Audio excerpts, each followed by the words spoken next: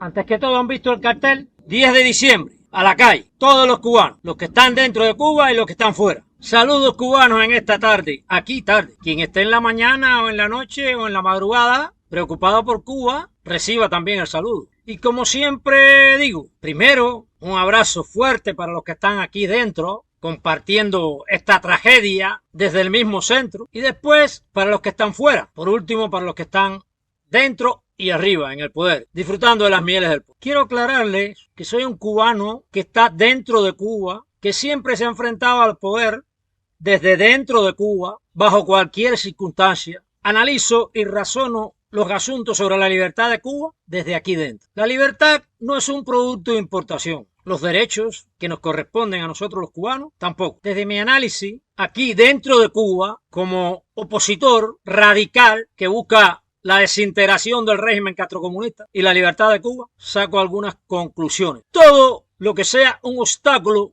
No soy diplomático, ni utilizo la diplomacia para disfrazar el miedo. No soy muy demagogo tampoco. Soy muy directo. Al pan pan y al vino vino. La demagogia y la diplomacia se la dejo a los políticos. De hecho, yo no soy un político. Soy un pensador social. Aclarado esto, vamos al tema de hoy. La ley de ajuste cubano, promulgada en 1966. Mis conclusiones han sido que esta ley no es cubana, es norteamericana. Esposa la libertad del pueblo de Cuba. De esta Cuba donde yo estoy hablando. No de la Cuba que está en Miami.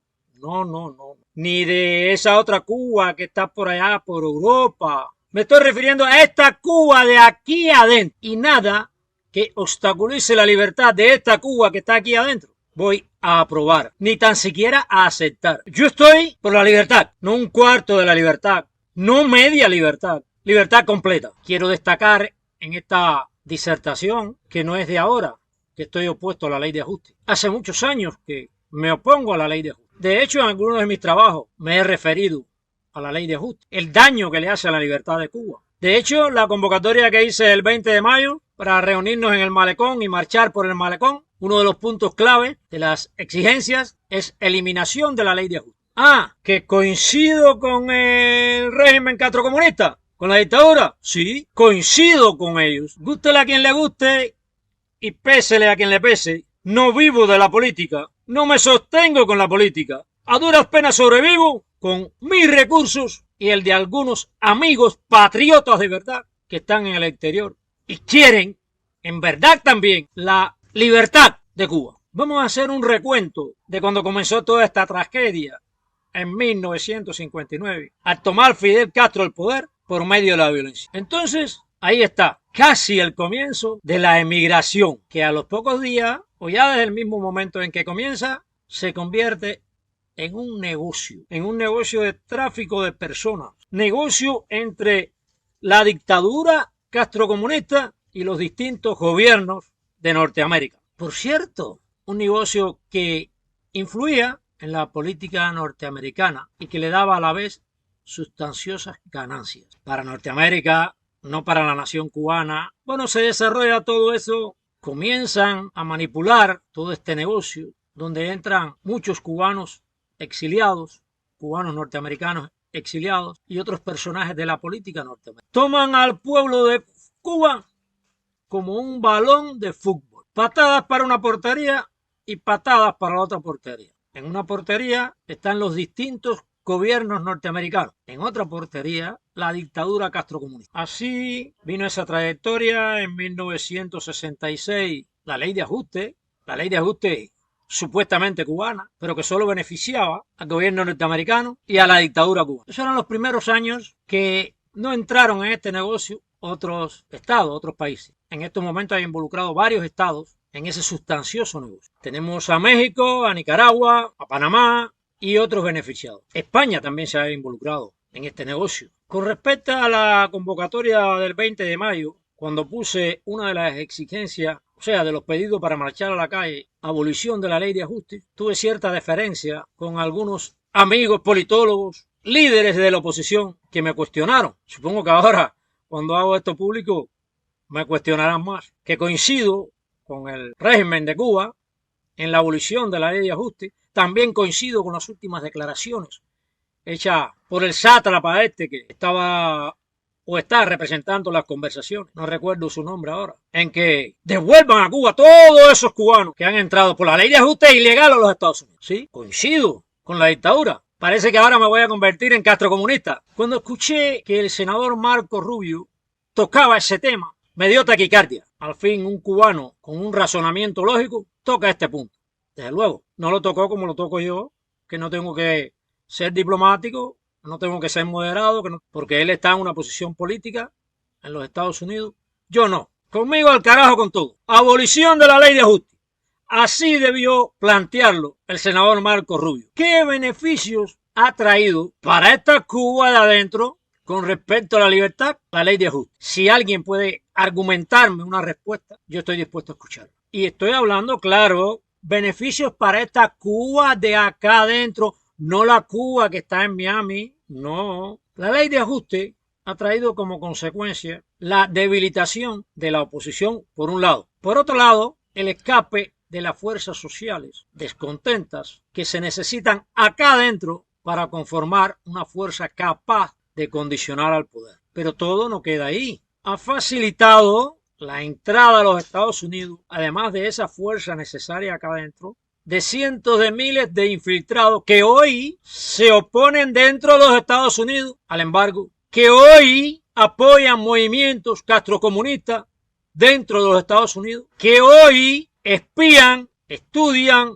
analizan distintas formas de dividir el exilio y ocasionar divisiones acá adentro también. Además de espiar de cerca al gobierno norteamericano. Cientos de miles de infiltrados ahí en Miami, trabajando directamente para el castrocomunismo. Pero ahí tampoco queda todo. Entre la ley de ajuste y las maniobras por la frontera y toda esa serie de marañas, se sostiene una red de abogados en los Estados Unidos que vive de esta extorsión, de este abuso, de esta calamidad. Se sostienen de todas estas víctimas que en general es el pueblo de Cuba. Es el balón de fútbol a que me refería. También le dan patadas. Pero todo no queda ahí en esa vorágine perversa de política y politiquería y de demagogia. Después viene la retroalimentación, un poco de la que habla el senador Rubio. El nutrimento de una gran parte de todos esos cubanos que emigran a los Estados Unidos, el nutrimento al régimen cubano.